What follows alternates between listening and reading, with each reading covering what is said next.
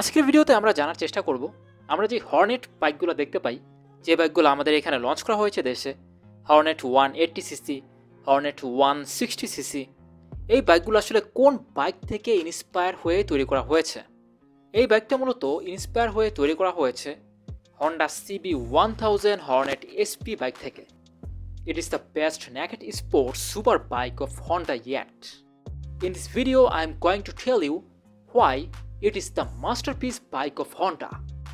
আপনি যদি বাইকের সামনের দিকে খেয়াল করেন, বাইকের সামনের দিকটা কিন্তু খুবই অ্যাগ্রেসিভ। এই বাইকটার ফ্রন্টের সাইড অনেকটাই মিল রয়েছে ডুকাটি স্ট্রিট ফাইটার B4 বাইকটার সাথে। প্রিমিয়াম ম্যাক্সিমাম বাইকগুলোর ফ্রন্টের শেপটা অনেকটা এইরকমই হয়। কাওয়াসাকির বাইকগুলো তো আমরা এরকম একটা শেপ দেখতে পেয়েছি, তবে হেডলাইটের ফুল স্ট্রাকচার একরকম হয় না, তবে অনেকটাই মিলে যায়। তবে একটা মজার বিষয় হচ্ছে আমরা হিরো বাইকে কিন্তু এরকম কাছাকাছি একটা হেডলাইটের শেপ দেখতে পেয়েছি, আর ওইটা হচ্ছে হিরো এক্সট্রিম 125 বাইকটাতে। যাই হোক, আমরা এখানে হিরো এক্সট্রিম 125 বাইকটা নিয়ে কথা বলছি না, যেহেতু আমরা হেডলাইটের প্রসঙ্গে কথা বলছি, এই কারণে এই কথাটা আসছে। হন্ডা CB1000 হর্নেট SP এই বাইকটার পাওয়ার এবং টর্ক ডেলিভারি ক্ষমতা ইমপ্রেসিভ।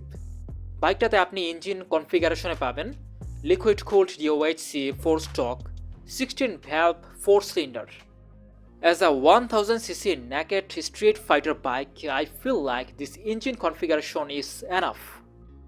বাইকের পাওয়ার ডেলিভারি ক্যাপাবিলিটি হচ্ছে 115.6 কিলোওয়াট at 11,000 RPM, এবং বাইকটা টর্ক ডেলিভারি করতে পারে 107 নিউটন মিটার at 9,000 RPM.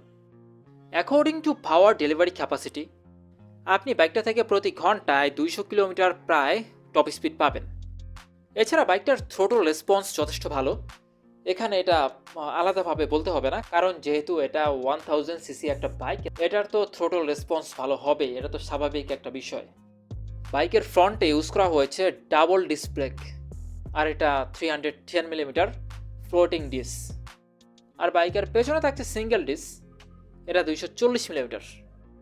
দুই চাকাতেই ABS ব্রেকিং থাকছে, এটাও একটা নর্মাল বিষয়। এই বাইকে তো ABS থাকবে, এটা নতুন করে বলার কিছুই নাই।